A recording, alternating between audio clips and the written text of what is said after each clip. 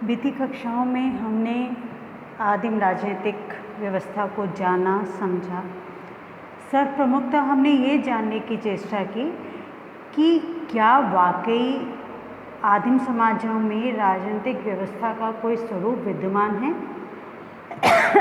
और अगर मैं गलत नहीं तो पिछली 4 कक्षाओं में हमने ये तो समझ लिया, हमने मतलब आपने और मैंने, हमने ये तो समझा कि आदिम समाजों में राजनीतिक व्यवस्था हर स्थिति में पाई जाती थी। ये अवश्य है कि उसका रूप, उसका स्वरूप जो वर्तमान राजनीतिक व्यवस्था है, जिस समाज में हम रहते हैं, उससे बिल्कुल ही अलग अर्थात बिल्कुल ही अलग रहा है। वर्तमान राजनीतिक व्यवस्था का जो भी स्वरूप विद्यमान है उसको एक लिखित ढांचे में ढाला गया है, अर्थात जो कुछ भी है उसका लिखित संस्करण हम सब देख सकते हैं, पढ़ सकते हैं और देखने और पढ़ने के बाद हम मनन करने के पश्चात हम ये निश्चय कर सकते हैं कि वो व्यवस्था जो वर्तमान में है और जिसको लिखित रूप दिया जा चुका है उसमें समानता है या नहीं है। हम इतने स्वतंत्र हैं कि अगर वो समानता हमें व्याप्त नहीं होती है तो हमारे पास जो न्यायिक व्यवस्था है वहाँ का दरवाज़ा भी हम खटखटा सकते हैं। हमारी स्वतंत्रता यहाँ तक भी है कि हम राइट टू इंफॉर्मेशन, सूचना के अधिकार के तहत अगर हमें किसी भी संबंध में कोई भी आशंका है कि ये व्यवस्था का स्वरूप नहीं हो सकता तो उसके संबंध में भी जानकारी प्राप्त कर सकते हैं। लोकतांत्रिक व्यवस्था जो है हमारी, उसमें हमें ये स्वतंत्रता है कि जहाँ हम मतदान देने के अधिकारी हैं वहाँ हम अपने चुने हुए सांसदों से प्रश्न पूछने के भी अधिकारी हैं। आप ये बात भली भांति जानते हैं क्योंकि आपने मतदान दिया भी है और आप चुनाव में खड़े भी हुए हैं। अब आप हैरान होंगे कि हम तो छात्र हैं, हम कहाँ चुनाव में खड़े हुए। तो आपका जो चुनाव होता है, महाविद्यालय में जो चुनाव होते हैं, वो भी तो वही प्रक्रिया अपनाई जाती है। थोड़ा बहुत अंतर होता है जो आम चुनावों में प्रक्रियाएं अपनाई जाती हैं। आप भी अपने साथियों को समझाने का प्रयास करते हैं कि मैं अध्यक्ष पद के लिए खड़ा हो रहा हूँ, आप मुझे इसलिए वोट दें कि मैं आपके हितार्थ ये काम करूँगा या आपके विश्वास का मैं पालन करूँगा, जो मैंने अपना घोषणा पत्र दिया है कि मैं ये कार्य महाविद्यालय के लिए करूँगा तो उन सारे कार्यों को मैं संपूर्ण करूँगा। कुछ इसी तरह की कार्रवाई करते हैं ना आप लोग। तो ये संपूर्ण व्यवस्था जो वृहद स्तर पे भारतीय समाज में अपनाई जाती है, राजनीतिक व्यवस्था की हम बात कर रहे हैं, वहाँ ये स्वरूप एक वृहद स्तर में देखने को मिलता है। लेकिन आदिम समाजों में इसका स्वरूप अलग है। वहाँ अमूमन अधिकांशतः मतदान करने की प्रक्रिया देखने को हमें नहीं मिलती। मैंने संपूर्ण नहीं कहा है, अधिकतर। वहाँ जो प्रशासन है, जो राजनीतिक व्यवस्था है, जो सत्ता है, जो प्रभुत्व है, वो एक से दूसरे के हाथ में ना जाकर पीढ़ी दर पीढ़ी जाता है, अधिकांशतः। ठीक है। फिर ये समहाउ वही वाली व्यवस्था है जो आज से सालों पहले, लगभग 500-600 साल पहले जब राजतंत्र हुआ करता था या अंग्रेज़ों के समय में भी, अंग्रेज जब आए, लेकिन हमारे यहाँ शासन व्यवस्था तो थी, राजा तो थे। तो राज व्यवस्था में जैसा कि आप देखते हैं कि राजा का पुत्र ही और ज्येष्ठ पुत्र विशेषकर जो शासन है उसका अधिकारी होता रहा है। तो आदिम समाजों में लगभग उसी प्रकार की व्यवस्था हमें देखने को मिलती है। हमने इन सारे तथ्यों को जाना समझा। आज हम आगे जानने की चेष्टा करेंगे कि अब हमें आदिम समाज में जो राजनीतिक व्यवस्था है उसके कौन से स्वरूप को और जानना है। तो अब आपके मन में ये प्रश्न आता है कि जब संपूर्ण भागीदारिता नहीं है, मतदान प्रक्रिया अमूमन आदिम समाजों में नहीं होती है, तो क्यों कानून का पालन किया जाए। तो इसका जब ये प्रश्न उठता है कि भाई कानून का पालन किया जाए, ऐसी कौन सी सत्ता है, ऐसी कौन सी शक्ति है जो आदिम समाजों में भी व्यक्ति को बात करती है। तो इस संदर्भ में पीडी गंटन, ये कौन है, मानवशास्त्री, इन्होंने कहा कि आदिम समाजों में कानून के पीछे दो प्रकार की अभिमति है, सकारात्मक अभिमति और नकारात्मक अभिमति। तो पीडी गंटन ने जब आदिम राजनीतिक व्यवस्था को जानने समझने की चेष्टा की तो उन्होंने इस वक्तव्य को दिया कि आदिम समाजों में जो कानून के पीछे दो प्रकार की अभिमतियाँ कार्य करती हैं, पहली सकारात्मक अभिमति, दूसरी नकारात्मक अभिमति।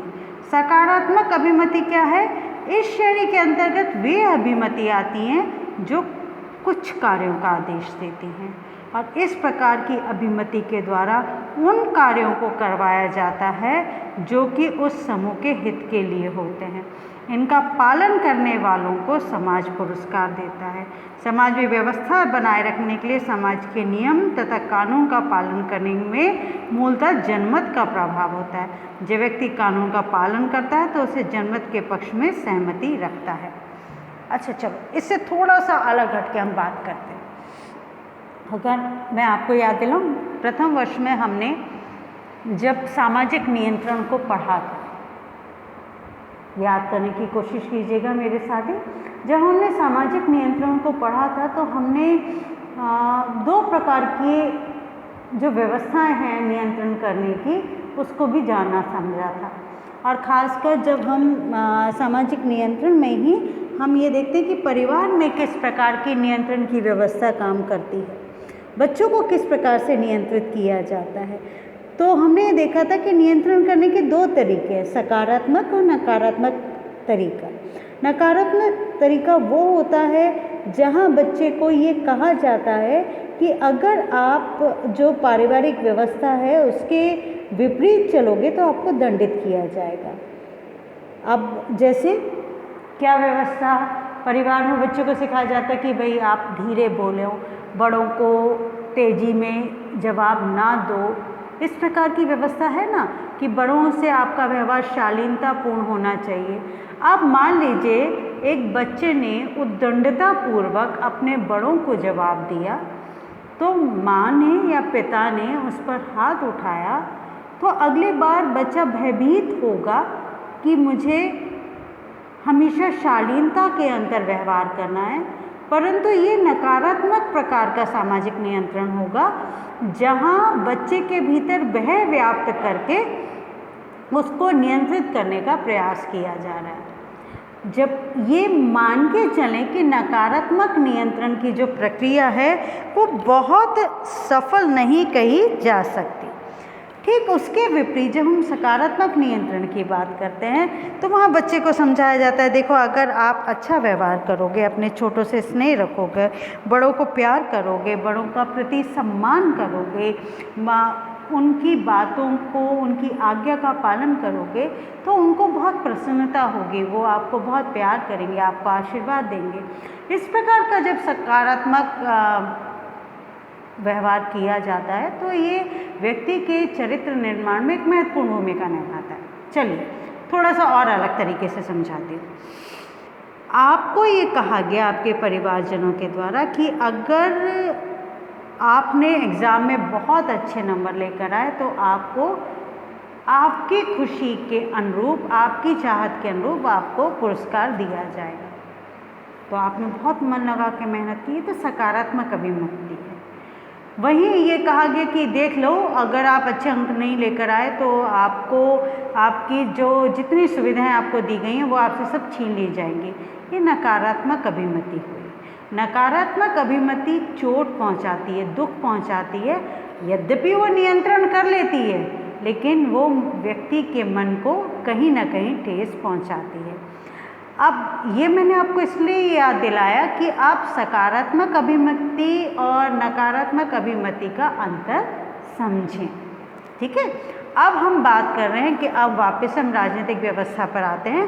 तो राजनीतिक व्यवस्था में जब सकारात्मक अभिमति की बात हम करते हैं तो यहाँ पर इसका स्पष्ट तात्पर्य है कि यहाँ जो समूह है वो जनमत के पक्ष में सहमति रखता है, वो कानून का पालन करता है, उसको कोई विवश नहीं करता, वह स्वयं ही उसका पालन करता है, क्योंकि वो ये मानता है कि उसके जो पालन करने की व्यवस्था है कानून की, उससे समाज में विकास होगा, शांति व्याप्त रहेगी, उन्नति स्थापित होगी। वहीं नकारात्मक अभिमति क्या कहती है कि इस अभिमति में वे नियम आते हैं जो कुछ कार्यों को करने के निषेध लगाते हैं, अर्थात ऐसे सभी कार्यों को जो समूह के हितों को आघात करते हैं उन पे वो निषेध लगाते हैं, उन्हें रोका जाता है, उसकी निंदा की जाती है, उसे दंडित किया जाता है।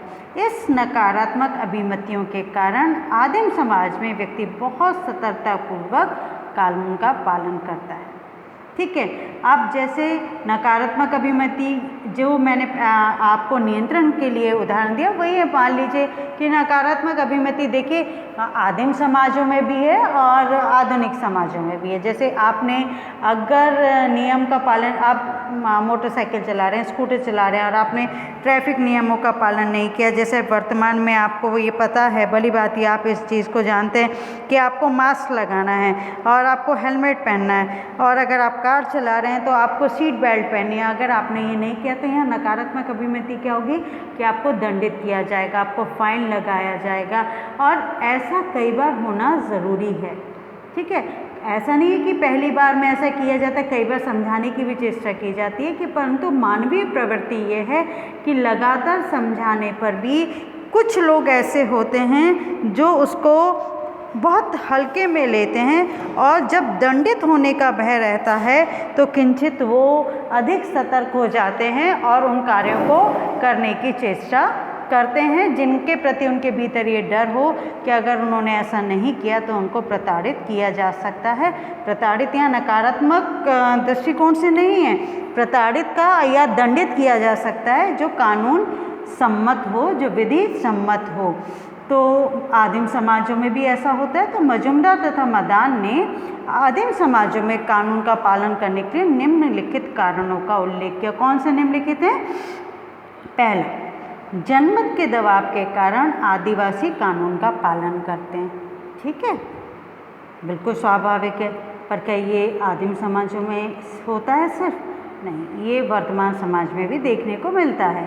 दूसरी बात, कानून को नैतिक मानदंडों के समान मानने के कारण, जिसमें कानून का उल्लंघन पाप तथा देवीय प्रकोप माना जाता है, कानून का पालन किया जाता है। हाँ, ये वर्तमान समाज में देखने को नहीं मिलता। ठीक है, कि मैंने जब आपको धर्म जादू पढ़ाया तो मैंने ये बात आपको बताई थी कि आदिम समाजों में जो व्यवस्था है वो लगभग धर्म के आधार पर निर्धारित होती है। जो उनका विश्वास है कि अमुक अमुक कार्य करने से व्यक्ति का अहित होगा क्योंकि उस पर ईश्वरीय प्रकोप होगा, ये डर व्यक्ति को समाज विरुद्ध जाने से रोकता है। समाज में जो कानून बने हुए हैं, जो नियमावली बनी हुई है, उसको तोड़ने से रोकता है। ठीक है, अब उसके बाद मजुमदार मदान ने जो कानून का पालन करने के लिए तीसरा कारण जो उल्लेखित किया, वो उन्होंने कहा कि आदिवासी कानून का पालन सहज रूप से अंधभक्तिपूर्वक करते हैं। मान लेते हैं कि जो कहा गया है वो ही अंतिम सत्य है और उसका पालन करना है। तो यहाँ पर एक चीज़ और महत्वपूर्ण है जो उन्होंने चौथा कारण बताया कि पारस्परिक दायित्व भावना और एक दूसरे पर निर्भरता व्यक्ति को कानून का पालन करने के लिए बाध्य करती है। ठीक है, अब मेलिनोवस्की ने यहाँ पर सिर्फ कारण ही नहीं बताया, अपितु उन्होंने उदाहरण भी दिया आदिम समाजों का। उन्होंने कहा, ट्रोम्बियाट द्वीप के निवासियों के अध्ययन के आधार पर उन्होंने वर्णन किया कि सहज रूप से कानून की अधीनता कोई नहीं स्वीकारता। आदिम समाजों में पारस्परिक जो अंतर्निर्भरता है तथा एक दूसरे के प्रति जो कर्तव्य बोध है वो ऐसे तत्व हैं जो कि कानून का पालन करवाते हैं। मैलिनोवस्की ने प्रमाणित किया है कि आदिम समाजों में प्रत्येक व्यक्ति या परिवार समग्र समूह पर आश्रित होता है। ये तो तयशुदा बात है और इस चीज़ को मैलिनोवस्की ने भी प्रमाणित किया है कि क्योंकि आदिम समाजों को सरल समाज माना गया है और सरल समाजों में एक दूसरे के प्रति निर्भरता होती है और उसके पीछे निर्भरता के पीछे एक बहुत बड़ा कारण भावनात्मक लगाव भी होता है। तो आदिम समाजों में प्रत्येक व्यक्ति या परिवार समग्र समूह पर आश्रित होता है। यदि कोई व्यक्ति समूह के नियमों का पालन नहीं करता तो समूह के अन्य सदस्य उसके लिए कोई कार्य नहीं करते। एक व्यक्ति या परिवार की सहायता के बिना जीवित रहना संभव है। ये तो बात आप भी जानते हैं कि क्योंकि मनुष्य सामाजिक प्राणी हैं तो वो अपना जीवन अकेले व्यतीत नहीं कर सकता। अब मैंने इतना बड़ा विराम क्यों लिया कि जितना एक लंबा विराम लेने पर ही हमारे मन में ये प्रश्न उत्पन्न हो जाता है कि ओह ये चुप्पी क्यों। तो जब एक छोटा सा विराम लेने में हमारे मन घबरा सा जाता है कि ये चुप्पी क्यों, तो अगर आपका परिवार आपसे अलग हो जाए तो आप मन ही मन कितने भयभीत हो जाएंगे, कितना आपके मन के भीतर अवसाद उत्पन्न हो जाएगा और ये अवसाद आपको अंतोतगतवा जीवन के हर सुख से वंचित कर देगा। तो यही बात मैलिनोवस्की ने कही कि समाज क्योंकि समाज और परिवार के बगैर नहीं रह सकता, अतः कानून का पालन करना अपने आप में नहीं अपितु जीवन की आवश्यकताओं की पूर्ति के लिए भी करना ज़रूरी है और समाज का स्नेह पाने के लिए भी करना ज़रूरी है। अब इसके बाद हम देखते हैं कि एक चीज़ और उन्होंने स्पष्ट की कि परंतु ये कहना कि आदिम समाजों में लोग केवल मात्र अपने स्वार्थ की पूर्ति के लिए पालन करते हैं गलत होगा। अन्य अनेक सहायक कारण भी इस संबंध में हम उल्लेखित कर सकते हैं, जैसे आदिम समाजों में अज्ञानता है, शिक्षा का अभाव है, आखिर ज्ञान नहीं है, ठीक है। तो ऐसे में जादू और धर्म संबंधी प्रक्रियाएं विशेष रूप से उल्लेखनीय हैं और आदिम समाजों में आदिम लोगों में विश्वास है कि सामाजिक निषेधों का उल्लंघन अलौकिक शक्ति तथा पूर्वजों के विरुद्ध कार्य है। टाइलर ने इस बात पर बल दिया है कि आदिम समाज में लोगों में ये विश्वास है कि पूर्वजों की आत्मा अमर है, वह किसी न किसी स्थान पर निवास करती है और अपने वंशजों के क्रियाकलापों को देखती है। ये डर, ये भय कि वो जो हमारे पूर्वज हैं जो ऊपर बैठ के भी उस अलौकिक शक्ति के साथ सम्मिलित होकर हमें नियंत्रित कर रहे हैं। देखिए, मैंने आपको याद है कि धर्म जादू जब पढ़ाया था तब आपको एक बात बताई थी कि जो बिजली कड़कती है और बिजली अगर कहीं गिर जाए तो आदिम समाज के लोग ये मान के चलते हैं कि ये ईश्वरीय प्रकोप है और वो इस चीज़ का विश्लेषण करते हैं कि कहीं उनसे ऐसी तो कोई कृति नहीं हो गई है, ऐसा तो कोई कार्य नहीं हो गया है जिससे उनके पूर्वज उनसे रुष्ट हो गए हों। तो यही कारण है कि सिर्फ स्वार्थ पूर्ति के लिए नहीं, अज्ञानतावश भी जो उनके धार्मिक विश्वास हैं जिसे आधुनिक समाजों में अंधविश्वास कहा जाता है, तो उनसे वशीभूत होकर भी वो कानून का पालन करते हैं, समस्त सामाजिक प्रक्रियाओं का पालन करते हैं और विभिन्न आदिम समाजों में ये दोनों पक्ष कारक एक साथ क्रियाशील रहते हैं।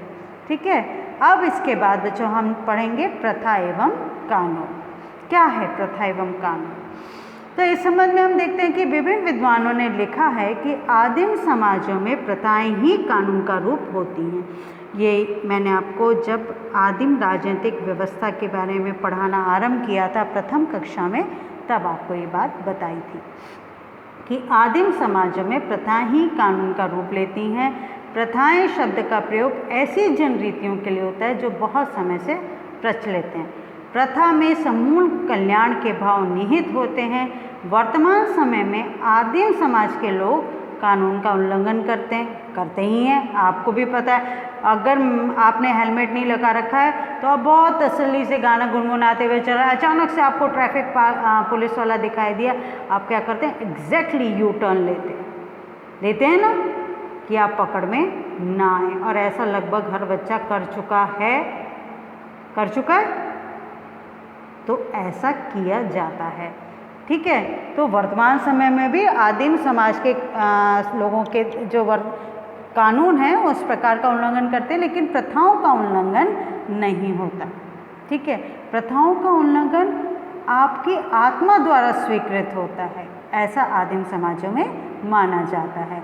बोगार्डस ने अपनी पुस्तक समाजशास्त्र में कहा है कि प्रथाएं समूह द्वारा स्वीकृत नियंत्रण की ऐसी विधियां हैं जो इतनी सुदृढ़ हो जाती हैं कि उन्हें बिना विचारे ही मान्यता दे दी जाती है, और इस प्रकार ये पीढ़ी दर पीढ़ी हस्तांतरित होती है। किसने कहा है? बोगार्डस ने। अतः प्रथाएं किसी भी समूह में व्यवहार के वे तरीके हैं जो पीढ़ी दर पीढ़ी हस्तांतरित होते हैं, जिन्हें समूह कल्याण की दृष्टि से आवश्यक माना जाता है और जिन्हें समूह द्वारा मान्यता प्राप्त होती है, ठीक है। और साथ ही प्रत्येक पीढ़ी का अनुभव इनके साथ जुड़ता चला जाता है, तो इनकी प्रकृति बाध्यता मूलक हो जाती है। कैसी हो जाती है? बाध्यता मूलक हो जाती है, और इसकी अवहेलना करने में समाज के द्वारा व्यक्ति का बहिष्कार होने की संभावना बहुत अधिक बढ़ जाती है। अब इसके बाद हम ये भी जानते हैं कि प्रथा और कानून में जो महत्वपूर्ण अंतर है वो शक्ति का है। कानून के अंतर्गत एक व्यक्ति तानाशाह बन के मनमाना कार्य करता है, किंतु प्रथा में क्या होता है? मूल क्या होता है? जनमत होता है, सबकी एक जैसी राय होती है, एक मत होता है, और कानून सामान्य जन पे सदैव लादा जाता है, परंतु जो प्रथाएं हैं वो लादी नहीं जाती। कानून में परिवर्तन भी संभव है, जबकि प्रथा को बदलने में सदियों लग जाते हैं, वर्षों लग जाते हैं। ये समय और इतिहास की देन है। प्रथाओं को कोई व्यक्ति किसी न्यायालय में चुनौती नहीं दे सकता, ठीक है। और इसके जो समाज या समूह के सभी सदस्यों की जो इन प्रथाओं का पालन करें आपस में सहमति होती है, और उससे वो सम्मानपूर्वक उन प्रथाओं का पालन करते हैं। और कानून में सभी की सहमति हो ऐसा संभव नहीं है। प्रथा और कानून में अंतर होते हुए भी दोनों एक दूसरे के पूरक हैं। कैसे? सामाजिक व्यवहार को जब समाज के समूह द्वारा स्वीकृति प्राप्त होती है तो प्रथा का निर्माण होता है, और ये माना जाता है कि अधिकतर प्रथाएं ही कानून का रूप लेती हैं। क्यों लेती हैं भाई? वो इसलिए लेती हैं कि कानून आकाश से अवतरित होकर लिखित रूप नहीं लेते, वो समाज के लोगों के द्वारा समाज के हितार्थ के लिए निर्मित किए जाते हैं। यद्यपि उनमें कठोरतम अंश भी सम्मिलित किए जाने की संभावना होती है, परंतु उसका जो उद्देश्य है वो समाज हितार्थ ही जुड़ा हुआ है। और कानून अलिखित होते हैं और अलिखित होते हैं किस रूप में? आदिम समाजों में। यहाँ मैं आधुनिक समाज की बात नहीं करी। आधुनिक समाजों में तो हर कानून लिखित है और व्यक्ति के चारों ओर प्रथाएं रहती हैं, कानून चारों ओर नहीं रहते। कानून तो निर्देशन का काम करते हैं, निर्देश देते हैं, जबकि प्रथाएं व्यक्ति के अंतर आत्मा स्वीकृति का एक अभिन्न भाग बन जाती हैं और वो उसके जीवन में इस प्रकार से समाहित हो जाती हैं कि वो उसका अंग बन जाती हैं, ठीक है। इसके बाद हम देखते हैं कि मानव शास्त्री जो कानून को संस्कृति का एक भाग मानते हैं। प्रत्येक संस्कृति में रीति रिवाज होते हैं। कुछ समाजों में कानून रीति रिवाजों का हिस्सा होता है और रीति रिवाज के अंतर्गत अनेक प्रतिमान होते हैं। प्रतिमान सकारात्मक और नकारात्मक दोनों प्रकार के होते हैं। सामाजिक जो आगे बढ़ाने के अनुशासनी जिसे हम कहते हैं उससे संबंधित होते हैं। प्रतिमान के अनुरूप व्यवहार को पुरस्कृत किया जाता है, जबकि इसके विरुद्ध आचरण को दंडित किया जाता है। दंड की श्रेणी अपराध की श्रेणी से लगभग एक जैसी ही है। अतः मानव शास्त्री कानून को संस्कृति का एक पक्ष मानते हैं। कानून केवल अपराधी को ही दंड नहीं देता, अपितु मानव के व्यवहार को सामाजिक दृष्टि से मानव व्यवहारिक लक्ष्य की ओर भी लक्षित करता है। प्रिय बच्चों, आशा करती हूँ कि जो कुछ आज मैंने आपको पढ़ाया है वो आपको समझ में आया होगा। आपकी सुविधा के लिए जो कुछ आपको पढ़ाया गया है इस वीडियो के माध्यम से, उसके PDF नोट्स भी थोड़ी देर में आपके व्हाट्सएप ग्रुप पे मैं आपको उपलब्ध करा दूँगी। मैं धन्यवाद करती हूँ कोटा ओपन यूनिवर्सिटी का, जिनके सहयोग, जो उनकी सामग्री है समाजशास्त्र की, जो उन्होंने बच्चों के हितार्थ प्रयोग में ली है, उन्हीं की सामग्री को हमने भी अपने बच्चों के हितार्थ प्रयोग में लिया है, जिसके लिए मैं उनका आभार प्रकट करती हूँ। और बच्चों, मैं आशा करती हूँ आप बहुत मन लगा के पढ़ेंगे और आपको अगर जो कुछ आज हमने पढ़ा है अगर वो आपको समझ में ना आया हो तो आप अपने व्हाट्सएप ग्रुप पे अपने प्रश्नों को डाल सकते हैं। बहुत बहुत धन्यवाद।